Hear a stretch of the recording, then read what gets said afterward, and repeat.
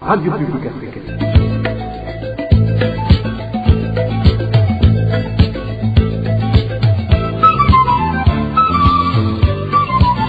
Radio Publique Africaine.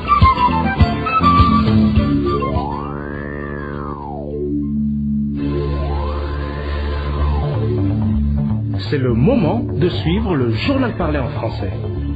À la présentation, Josiane Mouzaneda. Mardi 17 mai 2022, bonsoir et bienvenue mesdames et messieurs à ce journal dont voici les principales articulations. Certains hauts cadres militaires natifs de la province Chibitoke sont accusés d'être derrière la relaxation de Zimboni Lakuri, accusé de tentative de meurtre sur un citoyen de la place. Vous aurez les détails dans ce journal.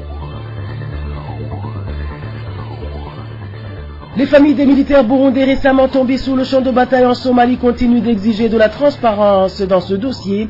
En effet, 2 semaines après l'attaque, elles ne savent toujours pas le sort des leurs. Dans ce journal, nous vous parlerons également réfugiés ou les Burundais exilés en Tanzanie et plus précisément les agents de santé du camp d'Onduta se réjouissent d'avoir eu gain de cause pour toutes leurs revendications, y compris pour leurs arriérés salariales. Voilà pour les grandes lignes. Tout de suite, le développement de ces titres.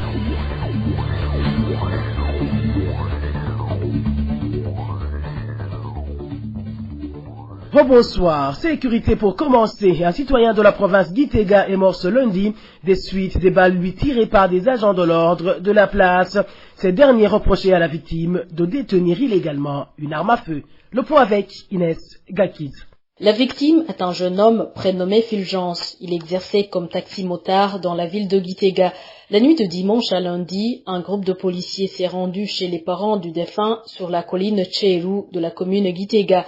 Les policiers disaient y aller pour vérifier s'il n'y avait pas d'armes. Nos sources de la localité précisent qu'ils n'ont rien trouvé. Selon les mêmes sources, le grand frère du défunt serait un voleur qualifié utilisant des armes. Ce dernier aurait commis un vol samedi dernier et a été attrapé. Interrogé où il avait mis son arme, il aurait répondu, ajoutent nos sources, que c'est son petit frère, Feu Fulgence, qui l'aurait. Les deux frères ne s'entendaient pas, précisent les mêmes sources de Tcheru. N'ayant pas trouvé d'armes, les policiers ont alors arrêté Fulgence. Les informations provenant de la localité disent que cette nuit-là, les policiers l'ont conduit dans un petit buisson et l'ont sérieusement passé à tabac. Fulgence aurait tenté de se sauver et les policiers lui ont tiré dessus. Le croyant mort, les policiers sont partis, le laissant sur place.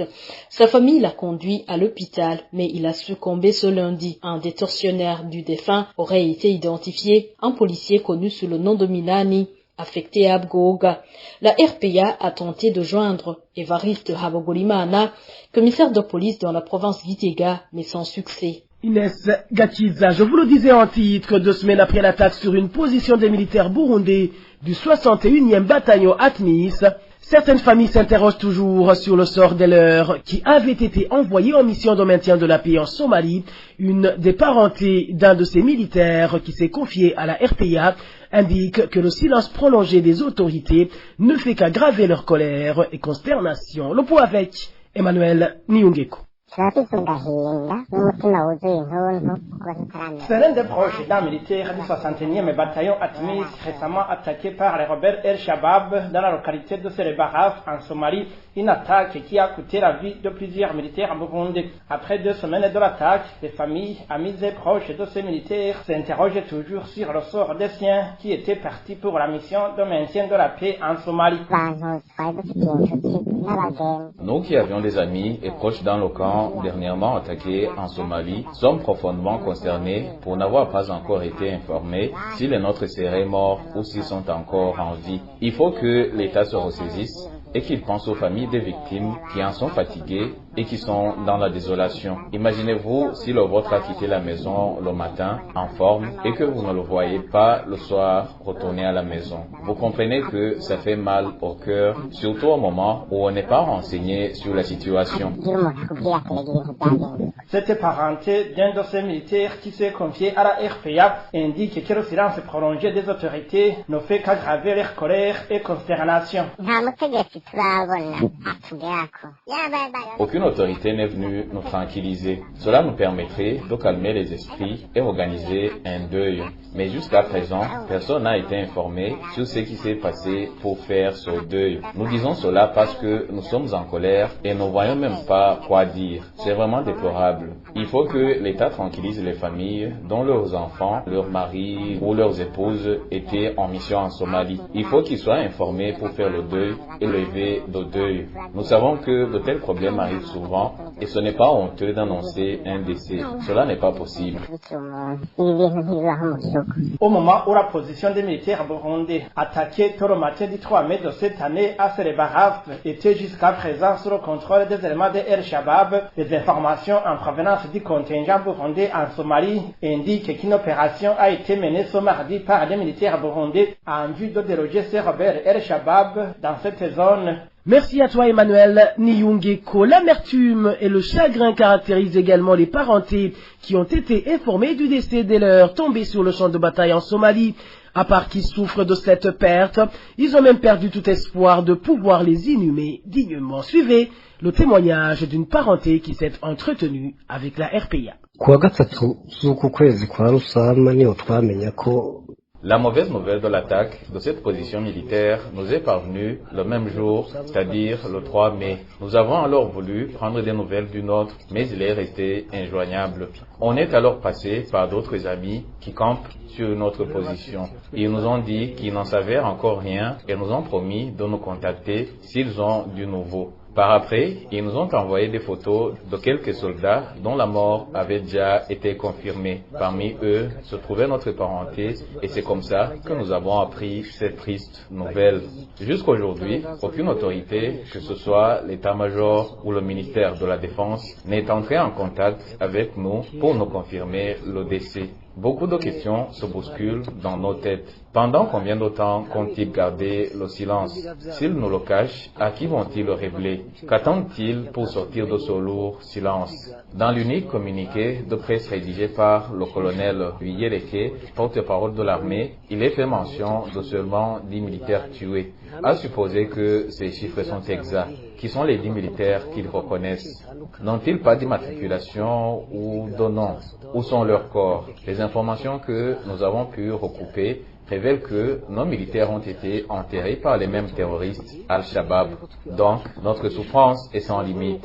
Non seulement on a perdu les nôtres, mais on nous prive même du droit de leur faire nos adieux et de les accompagner dignement jusqu'à leur dernière demeure. Pire encore, l'armée qui les a envoyés agit comme si il ne s'était rien passé.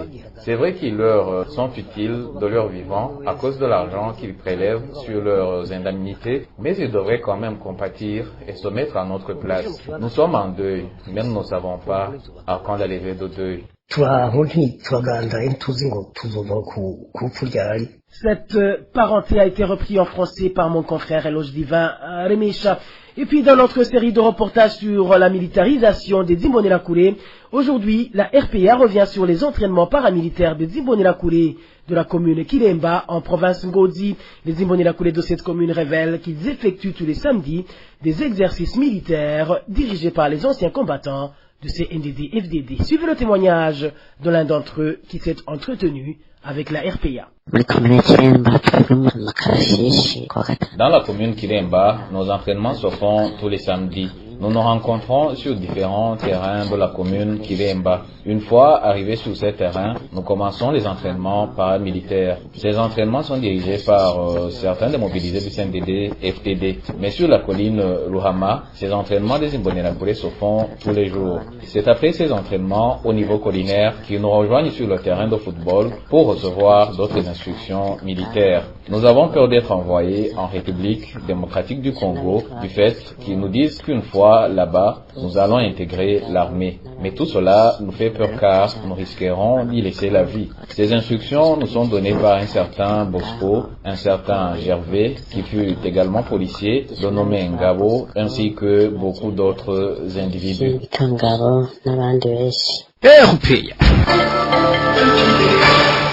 En page justice, l'on parle de la comparution ce mardi du docteur Christophe Sahabo devant le parquet après plus d'un mois et demi d'incarcération dans les cachots du service national des renseignements.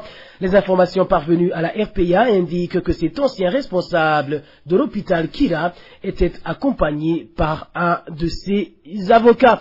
Justice toujours, les habitants de la commune Mugui en province Cibitoke révèlent que certains officiers supérieurs issus du CNDD-FDD et natifs de cette province auraient influencé la libération des personnes accusées d'avoir failli tuer au mois de février un citoyen de la colline Muzenga en zone Wuhaïra. Ces habitants fustigent également le comportement du substitut du procureur qui a mené les enquêtes dans ce dossier. Plus de détails avec Elvis Nyomungere. Generale Silas Tigurigwa et l'officier supérieur de l'armée burundaise suspecté d'avoir facilité la libération de 3 personnes qui ont failli assassiner un citoyen du nom de Jean Bosco Niragira de la colline Muzenga, zone Buhayira, commune Mugwi. Notre source à Mugwi fait savoir que dans cette commune, Silas Tigurigwa est connu pour être proche de la famille de 3 personnes accusées. Lumwishwa uwo Nkanabayo Daniel Ntantaki n'umukozi y'abakwanyi nawe. Le neveu de Nkanabayo Daniel s'appelle Naki et l'employé qui habitait chez la mère de Daniel du nom de Charles. Ce sont ces 3 personnes qui sont accusées de ce forfait. Au début, on a arrêté et emprisonné ces 2 enfants, le neveu de Daniel et cet employé. Arrivés au parquet de Cibitoke, ils ont affirmé que c'est Daniel qui leur avait donné l'ordre. Même la victime a dit qu'il a vu de ses propres yeux Daniel quand on l'attaquait à la machette. Nombreuses demandent pourquoi il n'a pas été inquiété. On dit même que la libération de ces personnes emprisonnées aurait été influencée par le général Silas Nigurigwa. Il est le conseiller de la famille d'Ofe Ndirakubagabo.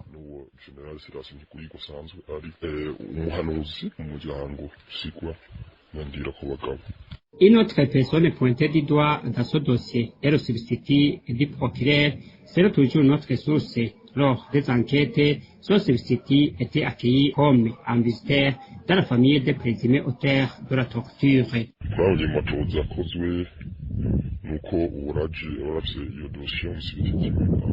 Raj, le substitut du procureur, est venu de Cibitoke pour mener des enquêtes sur la colline, mais il a été accueilli comme un visiteur dans la maison de Daniel.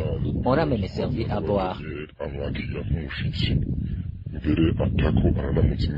La rédaction de la RPA n'a pas pu joindre le général Tigurigwa, dit même que Raj, le substitut du procureur qui a mené les enquêtes, Jean Bosco Niragira, la victime, a été blessé à la machette le 27 février de cette année. Des 3 personnes citées dans ce dossier par la victime ont été arrêtées, mais elles ont passé une courte période au cachot du parquet de la province Cibitoke avant d'être libérées. Pour le moment, Jean Bosco Niragira se considère comme un handicapé. Les médecins ont enlevé son œil de peur qu'il ne développe un cancer. Ses doigts ont été coupés, tandis que son corps est couvert de bleu. Elvis Nyomungeri. Hors de nos frontières, les travailleurs burundais du secteur de la santé à la Croix-Rouge au camp de Douta, en Tanzanie, ont repris le travail après avoir reçu dans l'après-midi de ce lundi les arriérés de leur rémunération et de nouveaux contrats. Ils disent être contents car ces doléances qui étaient à la base de leur mouvement de grève ce lundi ont été entendues. Les détails avec Eric Nyonzima. Ces travailleurs burundais de la Croix-Rouge affectés dans les centres de santé au camp de Douta saluent la décision prise par les employeurs en fin d'après-midi de ce lundi. Ils indiquent qu'après avoir suspendu leurs activités pour réclamer leur dû, leur voix a été finalement entendue. L'un d'eux raconte. Actuellement, toutes les activités ont été reprises comme d'habitude. Hier, vers 16 heures, le responsable du camp, avec certains de nos employeurs, ont résolu le problème. Ils ont donné le salaire 10 mois et les arriérés, et ils ont également donné les nouveaux contrats aux travailleurs comme ils le réclamaient. Ceux qui ne l'ont pas reçu hier, aujourd'hui c'est leur tour. Notre source indique que même l'un des travailleurs qui avait été arrêté ce lundi a été libéré. La personne a été arrêtée et détenue. Les travailleurs ont réclamé sa libération et aujourd'hui il est libre de ses mouvements. C'était la sentinelle accusée d'avoir ouvert la porte aux grévistes. Les travailleurs avaient suspendu les activités dans tous les centres de santé dont la Croix-Rouge est responsable au camp des réfugiés d'Onduta en Tanzanie. Ils réclamaient les arrières de 3 mois de salaire et la signature d'un nouveau contrat. Cela d'autant plus que leurs collègues tanzaniens avaient déjà eu de nouveaux contrats et percevaient régulièrement leur salaire. Merci à toi Eric Nyonzima, et c'est sur ce reportage que nous mettons fin au journal en français de ce mardi 17 mai 2022. Merci à vous qui nous avez prêté une oreille attentive. Merci également aux équipes rédactionnelles et techniques pour leur franche collaboration. À la présentation de ce journal, vous étiez avec Josiane Mouzaneza. Excellente soirée à toutes et à tous. Au revoir.